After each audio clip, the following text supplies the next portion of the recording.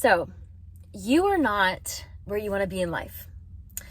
I'm going to tell you why. You think the first step is to figure it out. You've been spending so much of your time trying to figure out what you want, what that looks like, and questioning why you're not there yet, questioning why you've done some work, you've dabbled in this and it's just never turned into anything.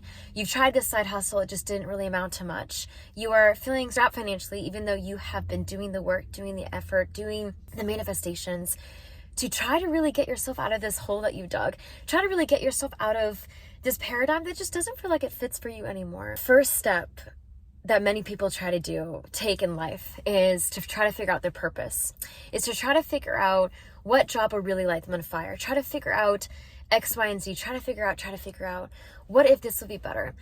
Let me go ahead and try it. What if? And actually the foundation of everything is, what am I? Who am I? What do I need? What do I want? The foundation of everything is coming back to yourself and knowing yourself, trusting yourself. If you don't feel like you know yourself right now, if you don't feel like you connect with yourself, or if you have outgrown that version of you, that is prime ground. That is fertile ground for you to work with. I think a lot of people think that in order to get to where they really want to be, they have to hustle, they have to grind as hard as they can, as much as they can. And don't get me wrong, there has to be a little effort involved in this. But have you ever considered alignment? There's this hustle culture. Have you ever thought of the alignment culture?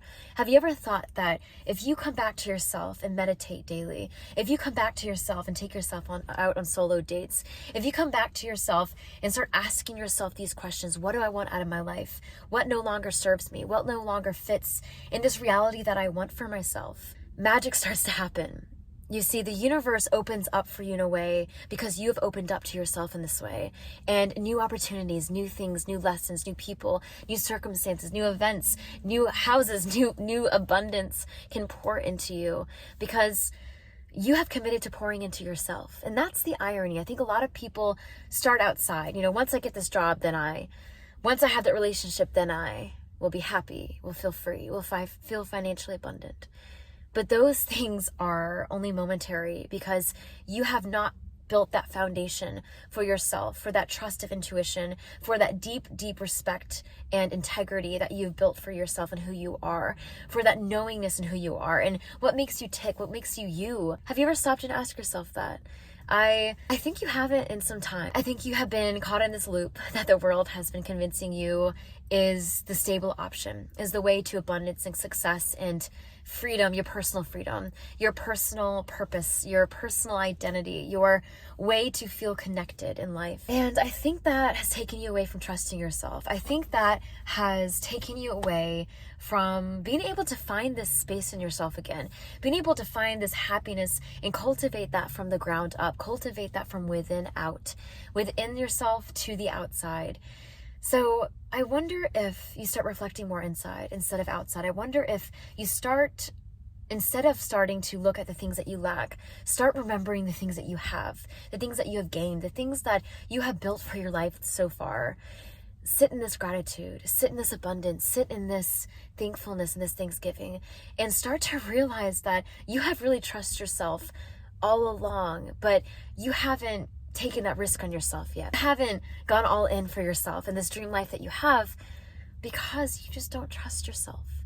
Because you have convinced yourself that where you are now is not exactly where you want to be, but you are waiting for the door to open. You've convinced yourself that something will open in order for you to get there and start running towards it. You'll get a sign, you'll get that blue jay, you'll get that, fox or whatever you have. Like some people have these spirit animals and these signs that come in, and angel numbers like 222. I'm hearing that, like 777, you are on the right path.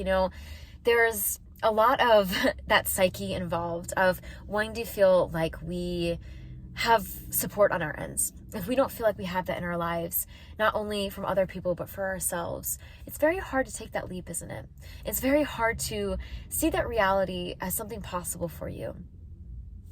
But I'm here to let you know it is. I'm here to let you know that everything you dream, everything you want for yourself is able to be reached for yourself. A lot of people think that there's limits for us, and I think that limit is only in the divine plan that we have. At the end of the day, that's for you to run to and go chase and find out for yourself if that fits for you.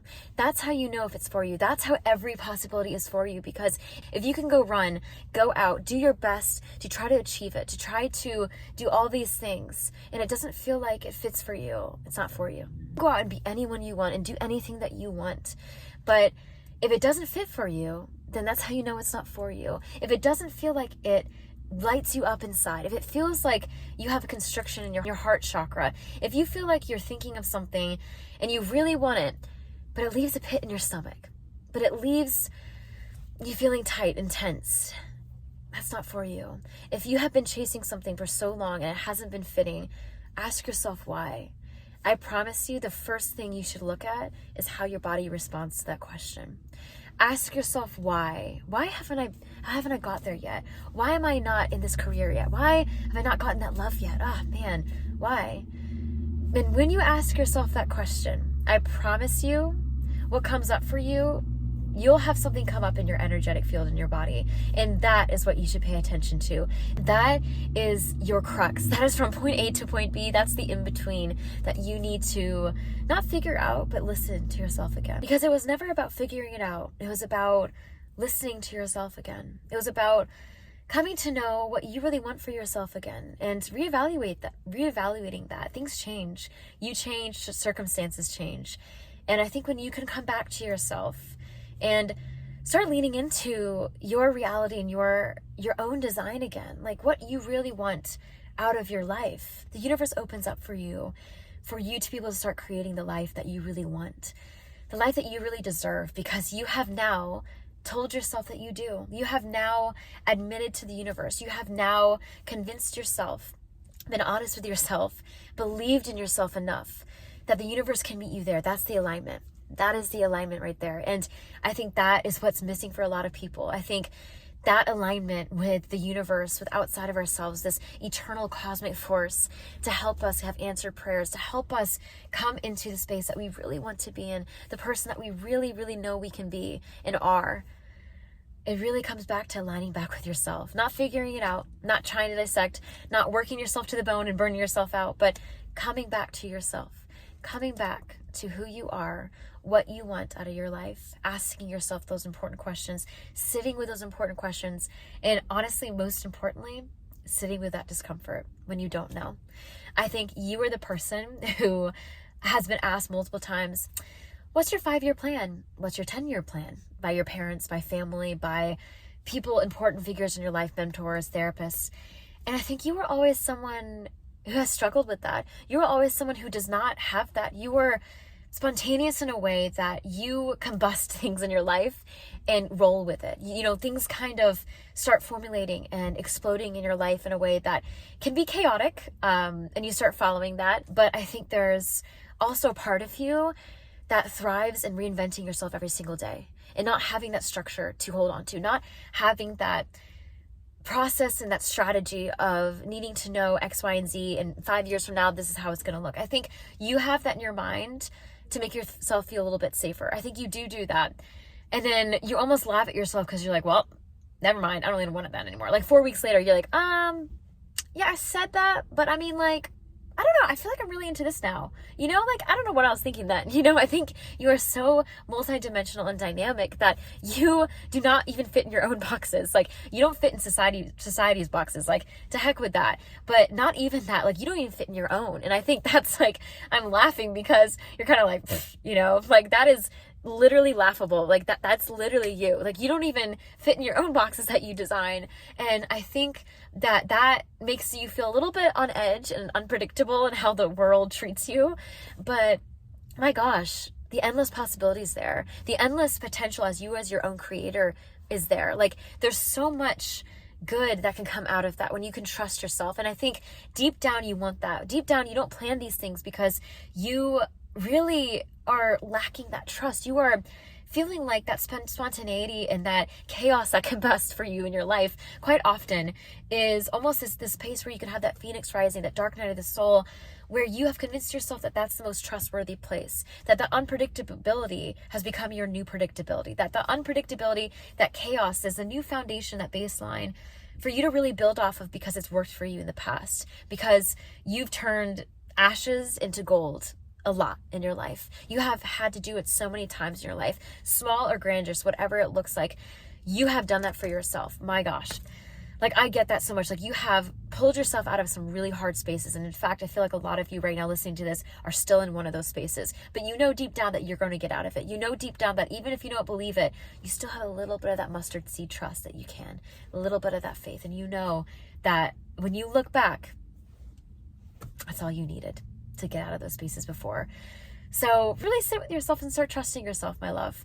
I think you are really on the crux of so much potential here, of so much unfolding for your life. It's not even like potential. It's like you recognizing and seeing it for the first time, like taking off those colored glasses and being able to really act on it this time. Instead of just like letting the glasses be enough to color your world, you are coloring it. You are creating these dyes. Like, you are really going out and doing it now. And I think now more than ever, you need to trust yourself.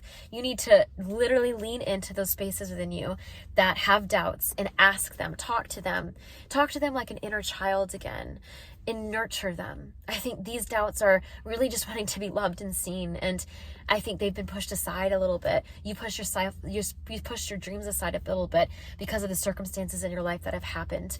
But not necessarily your own doing, except for the doubt that you've had, except for the fact that you've been your worst enemy sometimes, honestly.